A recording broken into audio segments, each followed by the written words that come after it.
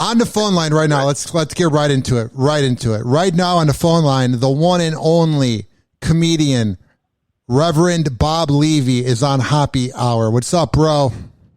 What's up, brother? It's good to hear about your show and that.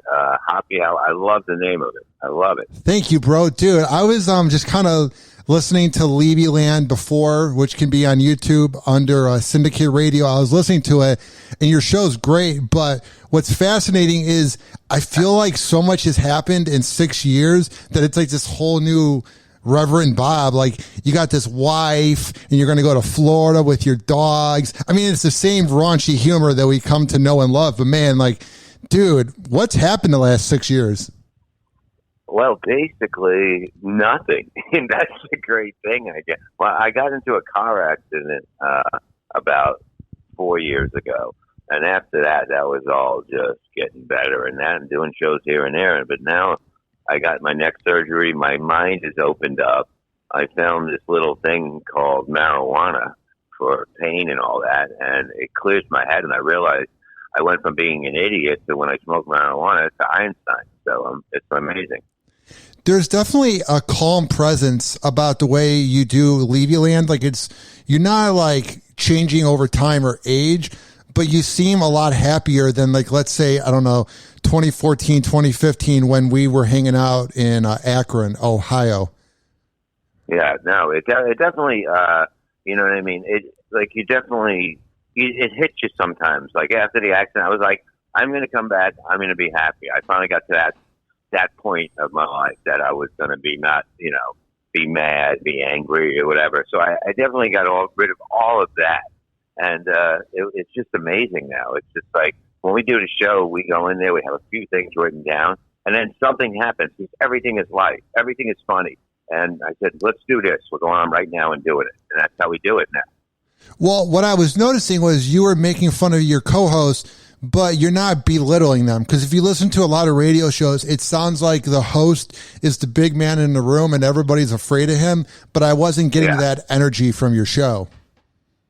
No, definitely not. I mean, like, I would never get mad at anything. I say when we go on the radio, when we tape, it is honesty.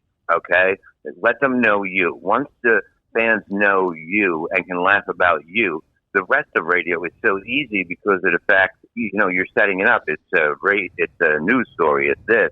You know what I mean? You're set up. But the other way, it's just amazing. What's fascinating too is you have not changed your humor at all. There's some comedians that have gotten really political and really smarmy, and you're just the same raunchiness that I saw 7 years ago in Akron. Yeah, I mean, the whole thing is that, if you're going to do, if you're doing politics on stage and you're not a political comedian, it doesn't work, okay? You either got to go all in. Like, if you can make one or two jokes, but I'll make fun of each of them, Like, I have a joke I was saying, somebody said, who'd you vote for? I go, I voted for Trump. And they go, that makes you a racist. And I was like, no, I was a racist way before I voted for Trump. I just like his ideas. You know what I mean? So you're turning all the jokes that are going on in this world right now, how one side's a racist, one side hates everybody. So you have to make fun of both of them. What has been the biggest change? I know everybody's outraged over humor, but I haven't been to a comedy show probably in 2 years, and I haven't seen you do comedy in about 6 years. So what's been the biggest change, let's say, since the end of the 2010s going into 2021? Well, basically about how many people are allowed in a club. And then we had shutdowns here. So when you have shutdowns, I mean, it's like everybody gets scared because they watch the news. It's like you have to think what they're telling you. And that's the sad thing about most of the country would believe, because it's news. It's you know what I mean? Anything can be set up a certain way. So now people are afraid to come out. There's some people, like I did a show Saturday, they sat down, they take their mask off. One couple kept their mask on, and they were terrified. But you know what? They went out. They didn't just, they said, I can't do this anymore. This is more dangerous. Just sitting around thinking what's going on outside. What was fun again? Well, what I'm noticing here in Florida, I've been very even keeled about it during the shutdown. I didn't really leave my house. And then May and June, I have always been responsible when things began to open up in Florida. And then one of my coworkers allegedly gave me COVID, but I got it because he came to work. I'll never know if he knew he had COVID going into work or not, but he is a guy that works in radio where I work at. So I got COVID because I went to my job. I've never gone to a crowded bar. Any bar or club I've gone to, it's always when there's no one there and I'll wear a mask. So I've been very responsible. But dude, I see this breaking point going on because the Buccaneers just won, and I was looking at videos of like Dale Mabry where the Buccaneers play in Ybor City, like the party area of Tampa. Dude, like people are giving up. Like I don't want to say afraid, but there's going to be a huge separation this year because I'm beginning to see that people are just done. They're over it. Oh yeah, I mean it's a sad state what's going on, you know. But you know, it's like I say, you know, if you want to I wear a mask when I go out to a store. I go by the rules, whatever the rules are. I don't want to see nobody get in trouble. You know, I'm pretty confident. I'm strong. You know what I mean? You got to take a chance in life, you know. But if somebody's uncomfortable, either stay home because nothing's going to change anyway, or just keep a mask on when you're out. But you'd be fine. I mean, most of the cases are at home, which is sad. I mean, my son got it. He's in a band. He had, you know, it was scary. He knew that he had it and all that. But like, he had 2 bad days, and he said, you know, it was pretty brutal, but he was fine again. You know, but you don't know.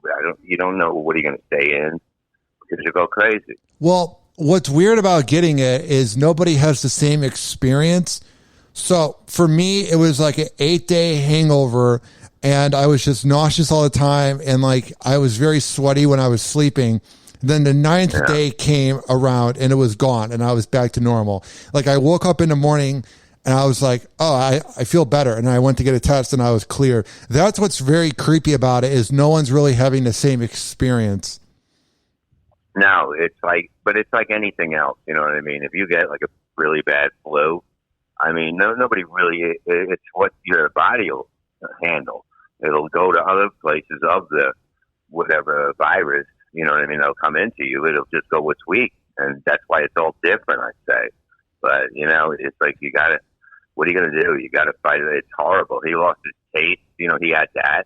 But, you know, right now it's been about, 2 weeks or something. And he stayed in the house for 14 days, you know, 14 days straight. And then he had to get another test and it was clear. Well, I kind of did that. Not leaving the house. Well, I didn't leave the house for 14 days when I got COVID in September, October, and whatnot. But back in April, March, and May, and June, like when we didn't leave the house in Florida at all, dude, I was beginning to go crazy. And then luckily, Florida's full of ADHD and nonsense, so they opened everything up in June. But dude, I'll never forget those March, April, and May where I'm just looking outside of my house. Because at the time I lived in a really small little, it was kind of like a cottage shed thing. It was like a 1-room place. Bro, I was losing my mind. I was watching so much TV, consuming so much podcasts that like you can only be inside so long. Like the human body, the human race, we are not supposed to be inside while we're on this planet. We cannot be inside. No, you can't be. And here's another thing that people don't know, that sometimes you got to suck it up and get through it. You know, marriages, a man and woman should not be together 24 hours a day. That's just a fact. You know what I mean? It's like you got to, you know, it's the hardest time. If you make it through this, you'll be perfect the rest of your life. Because to put up with somebody 24 hours a day for a long time, it doesn't work with anybody, even if you're with, well, they're supposed to be your best friend, right? So, yeah, their best friend. You know, you still can't, you know? Well, you know what I thought was fascinating was all the people that thought we were going to have a baby boom since March. But I was thinking it's going to be fun for the first 3 weeks. You can have sex whenever, you can do whatever. But I didn't meet my girlfriend until September, and we just moved in like 2 weeks ago. But I can't imagine if I was next to her every single day, March, April, May, and June. Like, to me, that's why the baby boom didn't happen. And that's nothing against not wanting to be around my girlfriend, but you need that separation. Yeah. And the idea that people thought that there was going to be a baby boom I think people got sick of each other, and I think there was probably dry spells because people are just like, I can't take it right now. Yeah, I mean, and the people that said there was a baby boom, you know what I mean, probably were all single. You know what I mean? They never been through marriage or, you know what I mean, a good relationship where you're together a lot. It changes. It's not going to be a baby boom. It's going to be like, you know, can you please hide the knife tonight just in case you're getting on my nerves? That's the difference, I think. Well, too, I think it's a generational thing, too, because I'll never forget my ex-girlfriend, her grandpa had 9 kids with his wife, which was her grandma, obviously. So the family, man, it was just a huge family. Every single one of them had like 4 kids. There's like 36 grandkids. And I just found out my ex who dumped me got married a year later and had a kid. So she's just continuing the cycle of the family. Whatever. It's in the past. But what I'm saying is I'll never forget. I asked her grandpa one time at Thanksgiving. He was a nice guy. He was the only person in the family that treated me nicely. I'll never forget. I'm talking to him and I'm like, hey, so what was it like having all these kids?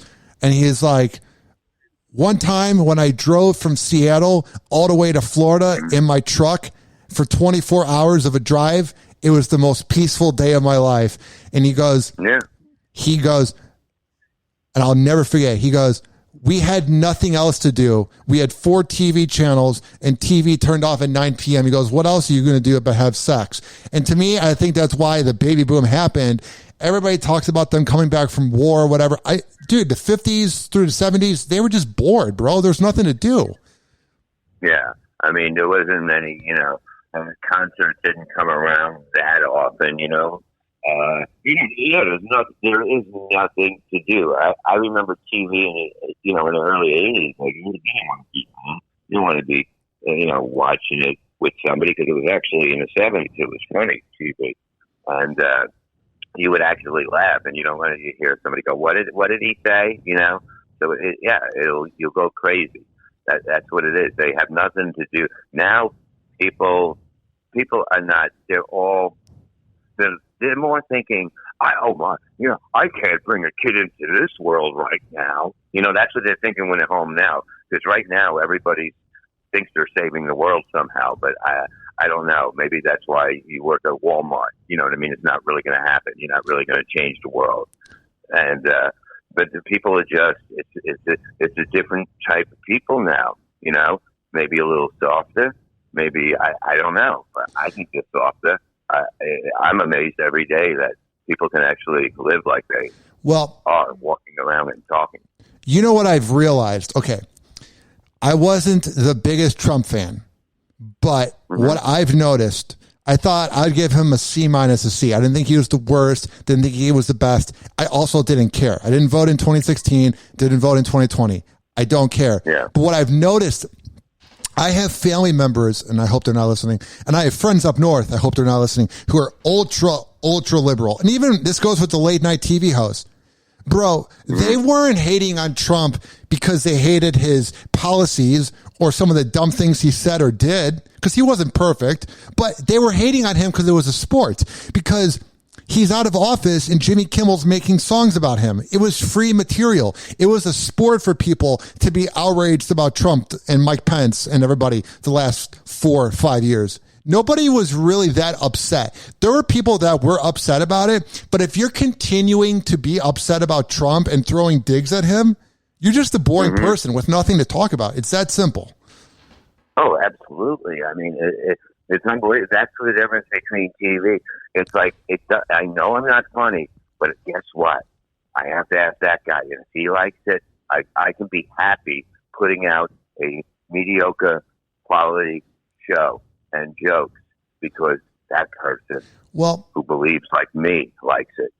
What it is I've noticed, and I've noticed this probably for the last 9 years since social media has been so prevalent. Everybody wants to be a part of the trend. So in 2014, everybody wanted to do the ice bucket challenge. Then everybody wanted to do this. And even in 2007, everybody wanted to learn the Soulja Boy dance. Every time there's a fad, everybody wanted to get a fidget spinner in 2016. Everybody wanted to play Pokemon Go. The last 4 years, everybody wanted to hate on Trump. And now that Trump lost, everyone's like, well, what's the new trend? Because we're kind of in a downtime right now because Biden's You're right about that. Because Biden's boring as hell. And Kamala's is fake she's fake. There's nothing for people to talk about, bro. The whole thing is that, okay, if I'm watching, the internet is a huge thing. Just picture it. It's one of the hugest things in the world, right? And if I wanted to do research on people and see how much sheep that they are and they'll follow, let me put up the ice bucket thing and let's see if this stupid idea catches on. And then if that does, we can basically brainwash them with anything. These people will follow and they will believe anything that they're told or see. That's the problem. Have you seen the new documentary, The Social Dilemma, on Netflix? No, I haven't. I'm gonna check it out, but I love the idea. Bro, you got to see it. So it's like part documentary, part acting. It's like a TV. It's like a movie to TV acting. Like, it's not great acting, but it's fine. But they interview all these people from like San Jose, like the head of Google, the old head of Google, the old Facebook people, the old Twitter, any of them. And they all said that in the beginning, those people that they were talking to, the ones that used to work there, all said in their mind, they thought the internet was for good. But then they all left the companies because they realized that the internet was bad. And in the video, and in the movie rather, for 90 minutes, it's saying how the algorithms know what you're doing. And the reason that the websites are blue is because blue is an addictive color. And they do this and that, and they're making everybody miserable. And they're showing hot people first. But what's funny is, so I watched that on December 31st. And I said, I'm going to have 2 New Year's resolutions, bro. I said, I'm going to lose weight. And I'm going to not go on social media as much. I lost weight. I have not been able to beat social media. And to me, that movie proves everything, dude. It's so bad for you. Yet, I don't know if it's like a cigarette, because I've smoked a cigarette once, but it is the most addictive thing, dude. I don't know how to it's so addictive. It's bad. Oh, yeah. You basically, now with the phone, it's like, you know what I mean? I have the phone in my hand. I realize what a douche I look like. Because, you know what I mean? I'm at, you used to go out to eat, get drinks, you know what I mean? And now you're putting on your glasses and looking at your phone, checking your Facebook and Twitter. That's what, you know what I mean? It's like, I'm not that, you know what I mean? What am I doing? But it's addictive. Like I said, it's like there's it's an easy way to find out how weak people are, by basically, look at them. They'll follow any instructions that's given. And if you use it like that, of course, you're going to make a fortune, and you're going to make people believe what you want them to believe, because it's here. This is the place you're addicted to. Why would it be fake? Some people don't get it. Some people don't get life. That's a bad thing. Well, the other problem, and they pointed it out too, is you're only seeing a highlight reel of people's lives when you're on social media.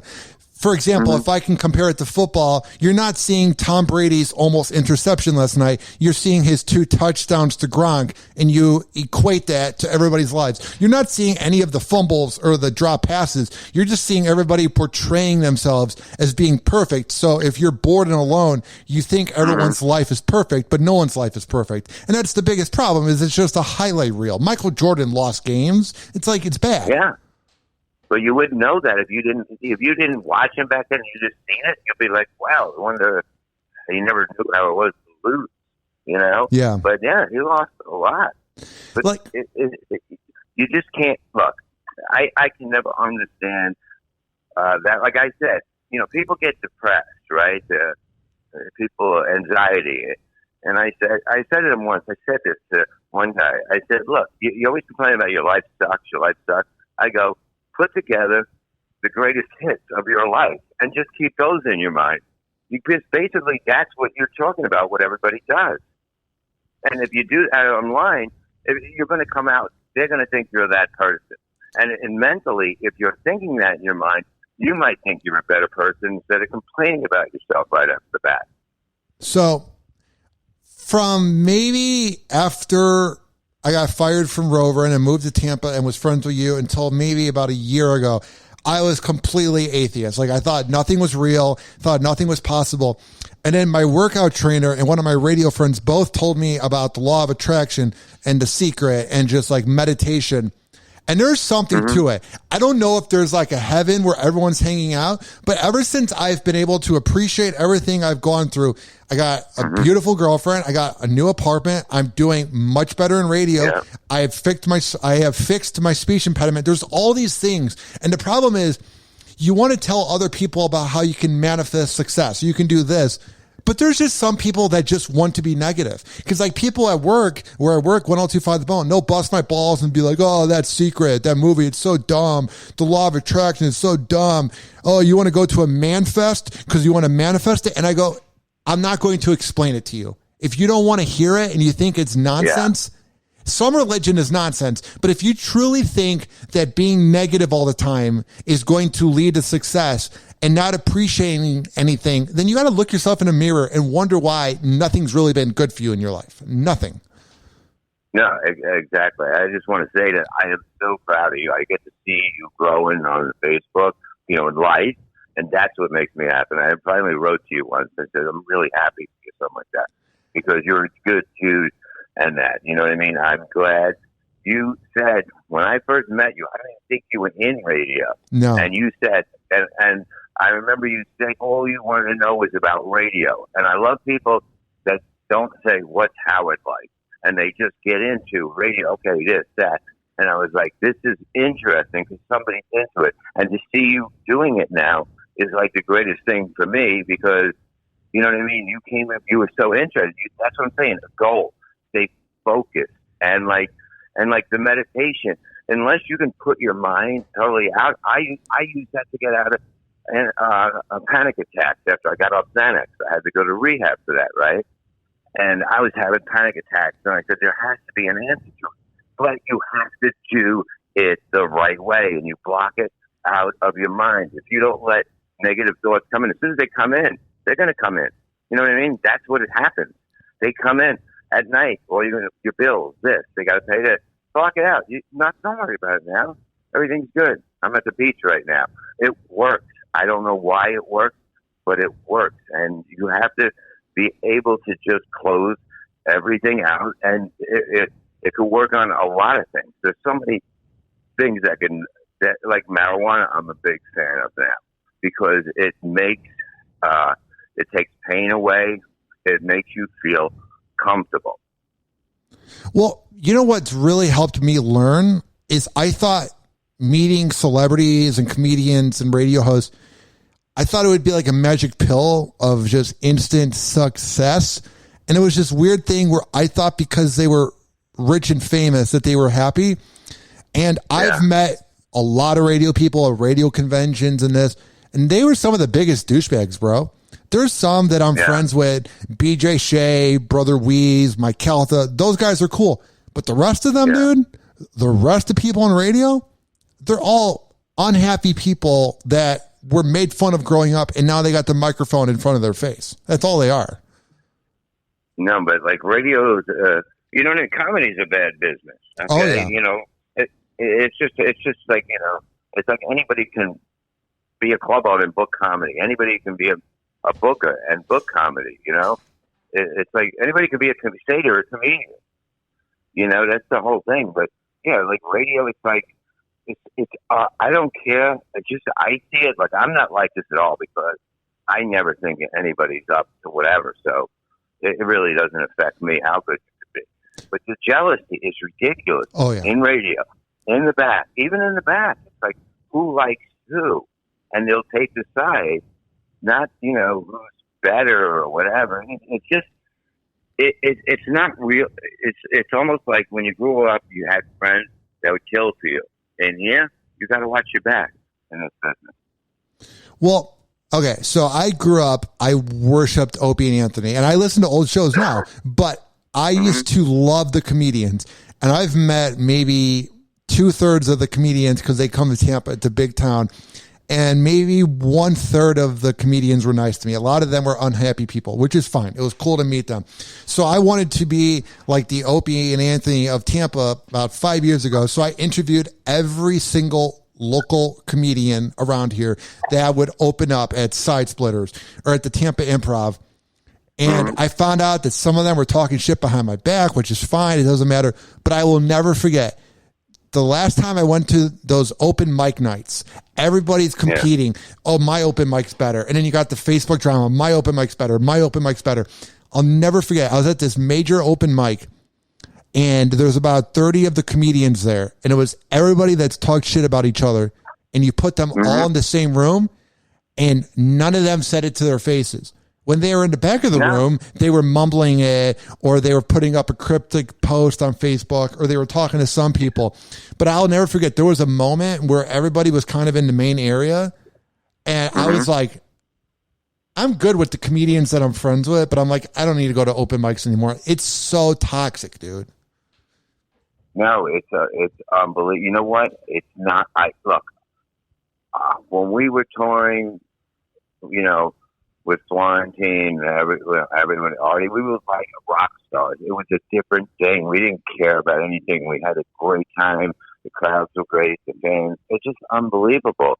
But now they're just, I can't see them. They couldn't even live with this a week in our lifestyle that we lived, okay, and went on stage. There's no way. You know what I mean? And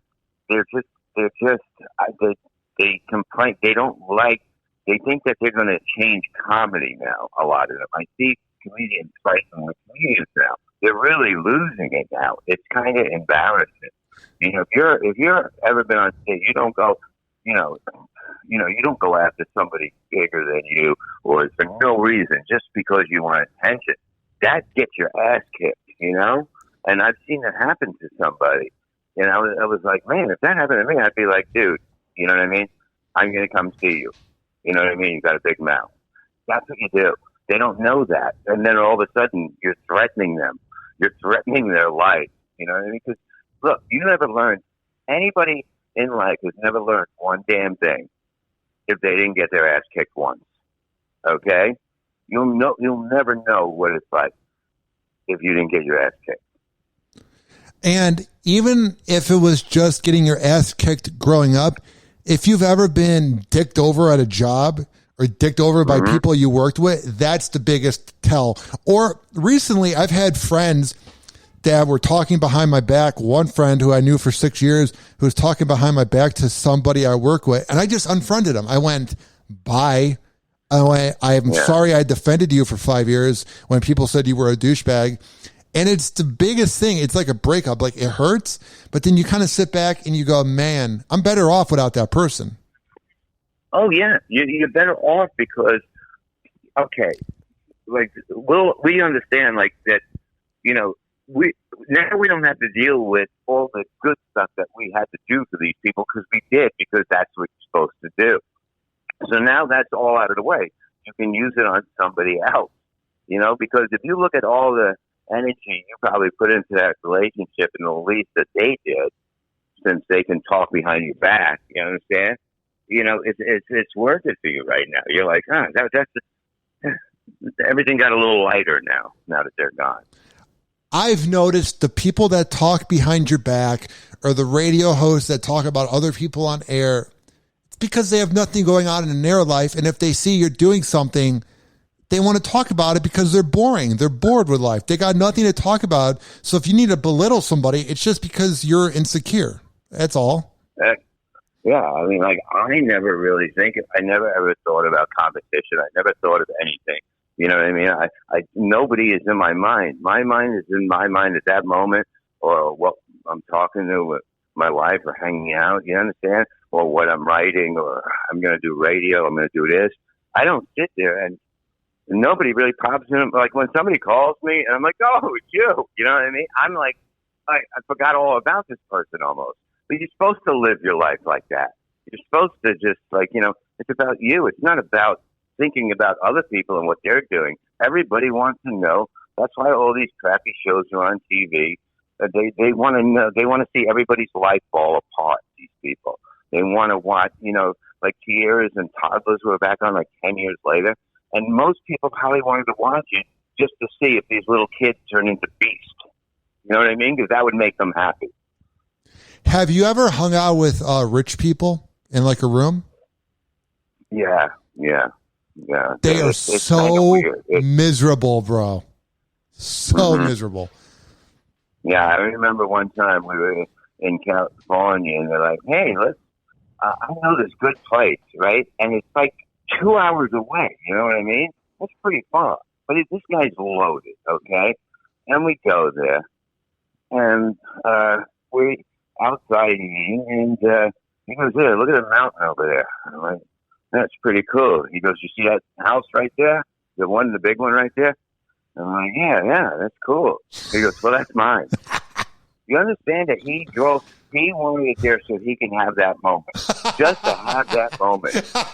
And that's what he did. Okay? This is what happens. That's what it's about. That's not what it's about. You know what I mean? Life could be good with whatever if you can get by. Life is about just having the best time where you go anywhere. Even if you just go into a diner, you just having, you know what I mean? Just nobody's around you. You know what I mean? I have no background sound when I'm out. It's what I'm doing. I don't care what anybody, ordering at a table or this person. It doesn't come into play. And once I started using it that way, life has been so much fun. And guess what? I don't think I've ever been happier as a person. What do you think you were most angry about? Because when I started to get to know you as a friend, probably 2013, 2014, 2015, what was the anger about then? You know what the problem was? Like I said earlier, well, I stopped drinking about 2008 maybe. Yeah. And my doctor put me on Xanax, right? He said, "Try this. This will calm you down when you go on stage." Because I said I got a little nervous. I was up to 3 bars a day, 6 milligrams a day. Oh my God. Okay. Anybody that takes that would know you couldn't function. I function. I would take sometimes 3 before. It's addicting. Okay. So I'm not drinking, but I'm doing this now. And it just my doctor was a fan. He wasn't going to say anything back then. And you can't get off this. You know what I mean? I had to go to rehab to get off this, and that will keep you, okay, it takes your happiness to the highest. It takes your anger to the angriest. There's no middle ground with this medicine once it kicks in on you. And it's probably the worst. The withdrawals are probably the worst than heroin. I heard that's what they said. It's like the worst thing. But that's like, I was angry about, fighting with the show, and you know what I mean? It's like, what the hell? Come on. You know what I mean? You get crazy. And it happens. I was like that, but now I'm like, I did an interview the other night. They were trying to say all the bad shit about Howard and whatever, and I just told them the truth. I said, well, it's not really true. You know what I mean? I was there. And I was kind of, was that me back then? No, not at all. I would have looked at it the way I looked at it because I was a little off. You know what I mean? And it wasn't my fault. I was wrong. My doctor gave it to me. But, I can honestly say, to anyone who's doing this that's on it now, you're going to understand what I'm talking about because it's brutal. I have this weird love-hate relationship with Howard's show, even now, but it's weird for me because everybody worships him. But if you listen to him now, he's miserable, bro. And then if you read that article a month ago from the New York Post of all his old coworkers complaining about him, it was like, if you're so great, and I'm not defending Howard, but I was reading this article, like John Melendez and Artie Lang. The Scott the Engineer thing, I will say, is really messed up. But the other two, and that was the only one where I got mad. But hearing like John Melendez or that is like, if you were so great, you wouldn't need to keep talking about him 17 years later for attention. And it's really sad. It's like, it's got to be annoying being Howard where it's like, he just is not happy, bro. Like, he literally has it all. He is the perfect example of you can have it all. He's the greatest of all time, And if you listen to him now, he's just miserable. His show, he opens up by doing an obituary about a famous person that died and talking about death and then making fun of his team and then interviewing somebody and then doing Robin's news and leaving. He doesn't sound happy. Yeah, it's like, you know what? But the whole thing, you know, I would never understand how he couldn't be happy. You understand? Because of the fact he has everything. But when you're on the radio, even if you just, that's your little thing, that's you. You know what I mean? That maybe I turn it this way. And look, I'm not happy because, look, you know, I'm just like you people somehow. I'm still hanging on to that a little bit, you know? So you don't know if that's like a little bit of personality taken into it. He's not really like that off air. He's probably, you know what I mean? That's the way I would think because, you know, why would you keep working, you know, if you're miserable? And if everything's miserable and that's what you have to talk about, you got more problems than that. Just take your time off and just enjoy or try to enjoy. But I think he's having a time of his life probably when he's off and going out. Well, the weird thing about it is there's a podcast, I think it's Radio Gunk, and there's a few other ones. Yeah. And like, it's so unhealthy how much time they put ripping into it. And then there's other radio hosts that have been big that have ripped into him. And it's like, it's the same thing with ripping into Trump. It's like you come off obsessive and you have nothing going on with you. And that has to be irritating for Howard too. The fact that like, I don't feel bad for him that he has a lot of people copying him, but that had to be weird. Like he was the one that originated that shock radio and then you just got all these people copying him. Like he's had a weird life, bro. The whole thing, the whole universe of that guy is one of the most bizarre things ever in the entertainment business. Yeah, no, totally. And like you were saying, the people that just keep complaining about him and they haven't shut. Okay, here's the thing. Okay, yeah, maybe that is going to get you people coming by to listen to you now, okay? But they want to, I said this to somebody one time. I said, now's the time where you show your talent. You know what I mean? If you got the talent, show your talent because the people are coming in. That's what it's, look, I know once I open the doors, I might have one person that never heard me before and listen to my podcast and go, man, you know what I mean? I'm hooked on it. That's what it's about. You know what I mean? It's not about, you know, it's okay. It's happened. It's like talking about that hot chick you banged in high school and you're 50. Nobody, you know what I mean? We heard the same story before, okay? Whatever. It's over now. And you have to move on. If you don't move on, it like you said, I think the word was embarrassing. Well, the thing, too, is it seems like over the last 40 to 50 years, every decade has had a fad. So it seems like the 80s and 90s, everybody wanted to be Johnny Carson, and then people wanted to be Howard. Then people wanted to be the next reality TV person. And now what I think it is, I don't know what the name would be in comedy, but I think everybody wants to be Joe Rogan, but there's only one Joe Rogan. You know, like, and that's got to be weird for Joe Rogan too. He was the first podcast person to have like a boring show that's entertaining. I find it boring because it's very slow paced, but it's perfect for people that aren't hyper. For me, I listen, I see the talent, but I need something more fast paced like your show or even Howard. I need that edginess because I'm hyper. I know exactly what you're talking about. But I'm the same way. Every comedian now, they got the microphone in their face, they're leaning back in their chair, and they're trying to be Joe Rogan. Every comedian ever. And I'm like, what are you doing? It only works for him because he was on news radio. He was on The Man Show. He was on Fear Factor. He's done everything. So he has earned that right to be boring, but being entertaining at the same time. All these comedians, even ones that are famous, I'm like, it's not working for you. The only reason you have the listens is because people are fans of you, but you're not. If you didn't have the fans, nobody would be listening, if that makes sense. Like Joe Rogan brings in people because he's good at not making it about him. It's a fascinating thing, Joe Rogan. Oh, no, yeah, totally. But you know what? A lot of, here's another thing you left out of that. Yeah, they might want to be Joe Rogan, but you know what the sad thing is? Most of them are more important of being like a YouTube fame, like an internet fame. instead of making it as like, you can't, there's not even a show like Carson. You can't talk about that. HBO, nothing matters. There's nothing out there that matters to somebody going on. So you know what the big thing is to be online. And look at this. Look at funny people that you probably know. And I guarantee they have a TikTok because they're dying to get that one. They're just dying to get that one that's going to push them off over, And that's what it is. I guarantee you look up a lot of comedians that you respect and they're on TikTok or whatever it is. And that, to me, that's embarrassing. You know what I mean? My wife might have signed me up on the phone to watch like her daughter's things or whatever, but that's what it is. It's kids.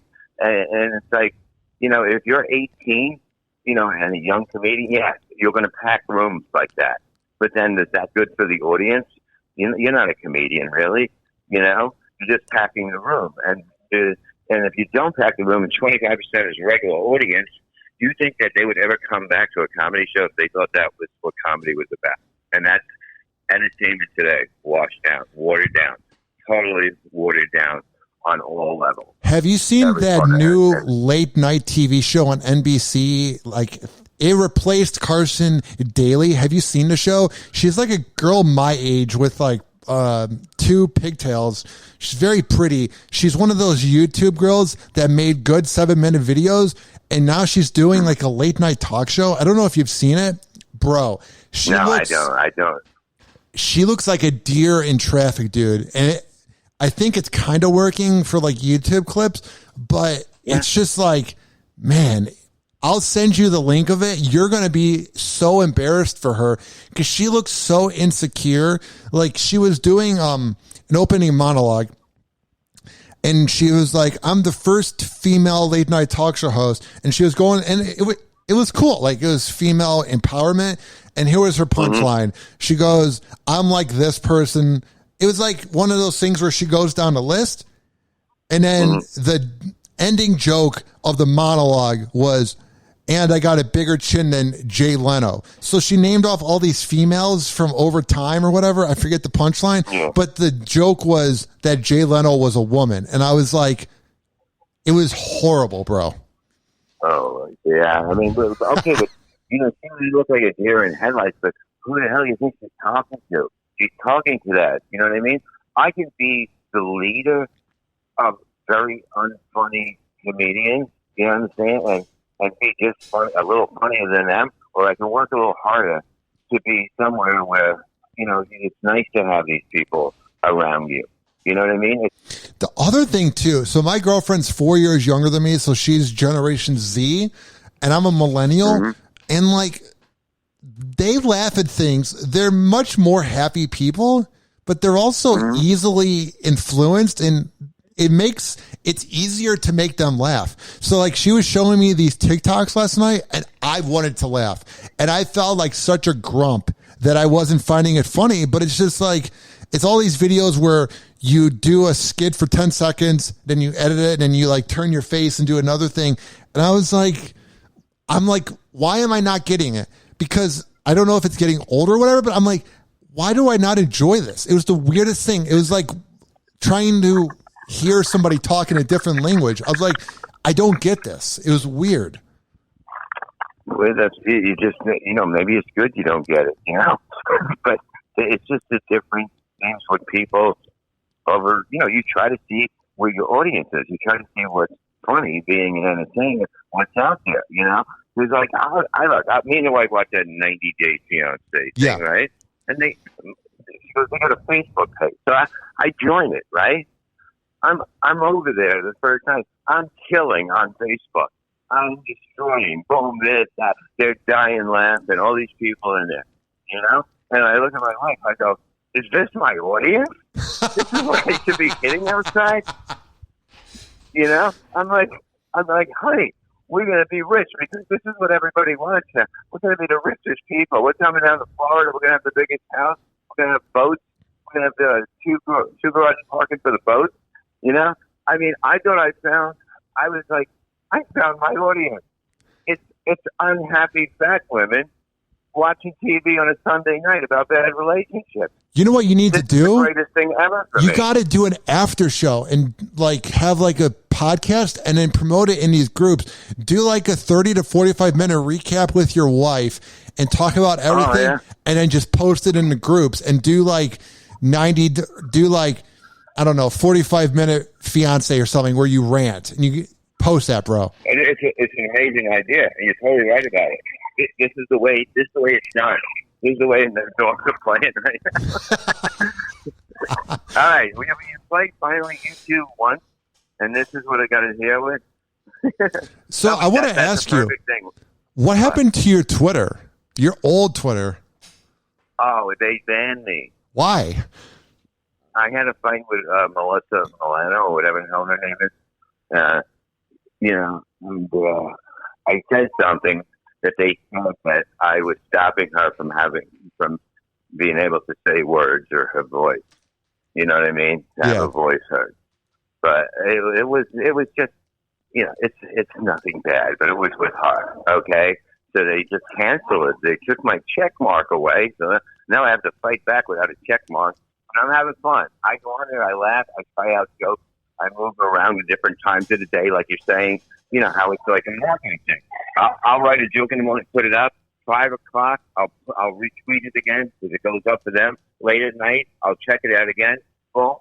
At midnight is for the late night people, and I see what the response is. And if there's a really good response, I'm like, this is going to kill. And it's an easy way to throw stuff out, but it's fun. What's so fun about it? What's the biggest thrill that comes from it? Because you can see what's going to work on stage, and then you can see what people like. Some lady followed me, some girl, whatever, followed me last night, and she goes, I don't know how I found you, but you are hilarious. You know what I mean? And I was like, wow. I mean, if you're making somebody laugh at home, and that's what it is. I talk to the people. I don't just post something and go, all right, look at me, losers, and then just get off the thing. I want to see what's going on. I want to, this is work for you. This is work.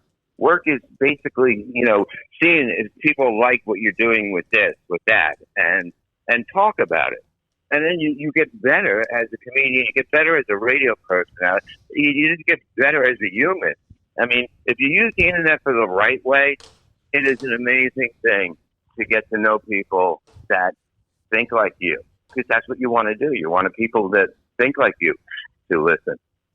Do you think there was ever a point that you were using the internet the wrong way? It's like being a hypnotist. I wouldn't use that in a good way at all either. You know what I mean? Yeah. It's just like certain things people can hide. You know what I mean? I never understood about that because I would never hide. You don't know who you're talking to sometimes, and some people their life is so messed up that they'll try to ruin your life from just the internet. They'll find out everything about you. People are insane that have all this time and just sitting there. When you sit in a dark room, you're up to no good. And that's what I think a lot of them are doing. So what are the plans for 2021 for comedy and just life? Well, life is I'm going to move to Florida. I'm probably moving, What part? Some hills, Spring Hills, maybe. That's not that far from me. That's like 50 minutes. We should hang out. Oh no, we're definitely going to hang out. Yeah, we're going to enjoy ourselves down there. That's what we're going to do. And then I'm going to get a bunch of stuff going, comedy, theaters, whatever, I want to bring in some, like 3 different tours or 4 comedians each that I think are great, and it'll be great. I mean, once comedy starts to open up again, I really think, entertainment, people are going to flock to it. Please be ready. Please book funny people, book bands that have talent. Because if you cried that your business couldn't come back, it's going to be your fault because you're putting crap in there. Be ready for this to come, totally where people are going to be dying to get out and, a little better, have better food than they have at home, because now they've been eating at home all the time. So they go out and they're like, well, I can make this. They don't go out as much. So step it up with the entertainment, food, drink, everything. And there's a gold mine to be had. Now, for people that would want to hear your podcast, book you, everything, where can they find your work? I don't really have much out there. I'm not one of those guys. One of those. I'll do it live and I'll kill and you book me and whatever. But yeah, I mean, syndicateradio.tv. You can find the YouTube stuff. There's other shows on there, but you can see we have Levy Land 1, 2, and 3. Oh, what am I? Twitter. I'm Levy_Sir. I put the Sir in to try to throw him off so they didn't throw me out again. Yeah. And then I got like a bunch of Facebook. I got three Bob Levys, and I have a Reverend Bob Levy, a fan page, and then Instagram, Levy Bob. You see, I always have to. I forget. When you forget passwords, you can't get back on. Yeah. So I have to. I went from Bob Levy to Levy Bob, so I already lost that one. So I had to get a new account there again a few years ago. But yeah, I'm just hanging out. I'm ready to. When I'm ready, once I get all this stuff done with the neck and that surgery, just waiting to totally heal, I'm going out and I'm going crazy, and I'm going to be everywhere.